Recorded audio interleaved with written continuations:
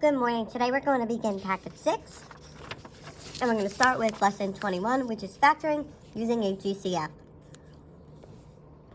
So what a GCF is our greatest common factor. And the way that we can define that is the largest value or number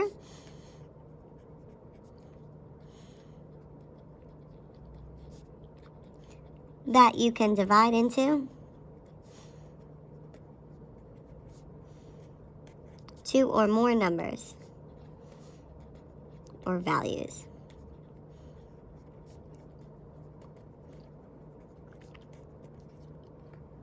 So here are a set of numbers. In question number 1, we have 12 and 18. So we need to think, what is the largest value that you could divide both 12 and 18 by? So 12 could be divided by 6 and 18 could be divided by 6. Number 2, I have 15 and 21. What's the largest value that you could divide both of those by? And that would be 3. And for question 3, I have 16, 32, and 48. The largest number I could divide all those by is 16. And this is just kind of thinking about all of the multiples of these numbers, and then, all the factors of these numbers, and then figuring out which is the largest or greatest common factor between all of them.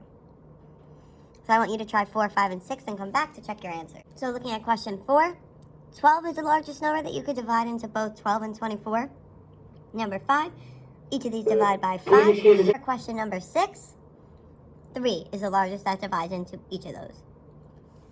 So then what if we're given variables? How do we find the GCF of variables? So in order to find the GCF of variables, the GCF is going to be the variable with the lowest exponent. So for example, the GCF of x to the 4th and x squared is going to be x squared, because both of these terms can be divided by the x squared. Now we're going to try to figure out the GCF when we're given coefficients with variables. So first, let's think about the numbers 16 and 12. What is the largest number that you could divide into both 16 and 12? And the largest number you could divide into both of those would be 4. Then we need to think about our variables. Here we have x squared and x. Remember, when we have variables, our GCF is the lower variable, so it would be just 4x. So that's our GCF. Let's look at b. For b, we're going to look at our numbers first, 3 and 6. What's my GCF of 3 and 6? Well, that would be 3. 3 goes into 3, and 3 goes into 6. Then I'm going to look at my variables. I have a to the 5th and a cubed. Remember, when we are taking the GCF of variables, it's always going to be the lower exponent, so 3a cubed would be my GCF. Looking at question number, letter C, we're going to look at our numbers first. So I have 5, 30, and 20. And the largest number that divides into all those, our GCF, or greatest common factor, is going to be a 5. Then here, I have b to the 6th, b, and there's no b there. So that means our GCF is just 5, because if there's no b in one of them, it can't be a factor of it. So now I'd like you to try D, E, and F and come back to check your answers. Hold off on G, H, and I.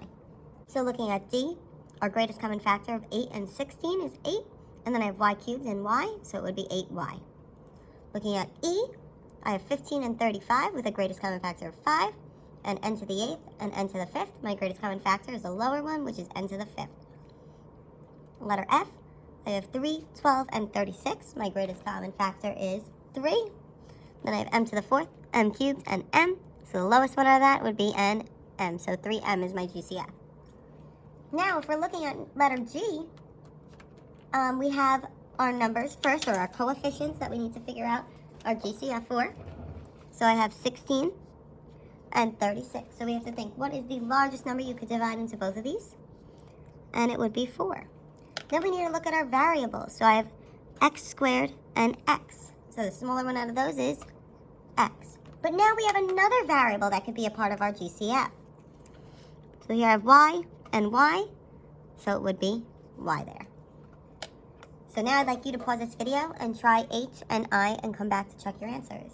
So if I look at h, the 4 and the 6 have a greatest common factor of 2. A cubed and a to the 5th have a greatest common factor of a cubed. And b squared have a greatest common factor of b. So of this whole thing, my greatest common factor is 2a cubed b. And then letter 9, I have 3, 6, and 9 with a greatest common factor of 3. Then I have m squared, m, and m. So my greatest common factor would be m. And then the first term does not have an n. So that means that there cannot be an n in our GCF. So now we're going to explore the following and simplify 2x times 5x plus 8. And the way that we do that is we need to distribute. So 2x times 5x gives me 10x squared, and 2x times 8 gives me 16x. So now we know how to distribute, so what we're going to do now is factor. And what factoring is our new topic that we're going to learn. And what factoring does is it reverses the distributing. So all it is the opposite of what we just did there with our distribution. So what we're going to do is define it. So first, factoring is reversing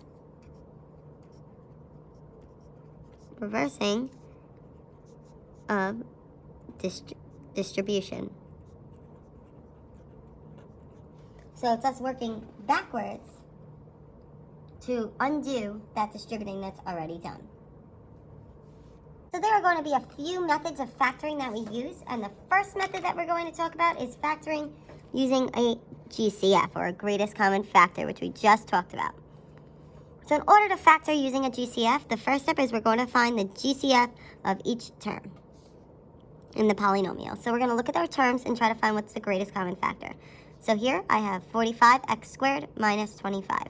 So I need to figure out what is my greatest common factor of 45 and 25. Sorry, 45x squared and 25. Well, let's look at 45 and 25. And my GCF of that is going to be a 5. Then this has an x squared, but the 25 does not. So the x squared cannot be a part of my GCF. So what we do with GCF is we're going to pull out our GCF. And what we're really doing is we're really dividing each of our terms by that GCF. So I need to divide 45x squared by 5, and that gives me 9x squared. Then I have the negative 25 divided by 5, which gives me a negative 5. So we divided each of the terms, and we wrote our answers as a product of the GCF and the new polynomial. So I took my GCF out, and I multiplied it by what we got when we divided. So now, how do you think we could check the answer? So a way to check the answer would be to reverse and do the opposite. So I ended up with 5 times 9x squared minus 5. So in order to check, I'm going to distribute here. 5 times 9x squared gives me 45x squared. And then 5 times a negative 5 will give me a negative 25. Now if I look here, when I checked, I got the original question. So that's how you know that you did it correctly. Let's do question number 2 together. So the first step is we are going to find our GCF. So let's look. Here I have 28, I have 40, and I have 8. So what would my GCF be of those numbers? My GCF of those numbers would be 4. Then we want to look at our variables. So I have m to the 4th, I have m to the 3rd, and I have m squared. So we always choose the one with the lowest exponent, so 4m squared would be my GCF. So then we're dividing each of our terms by our GCF.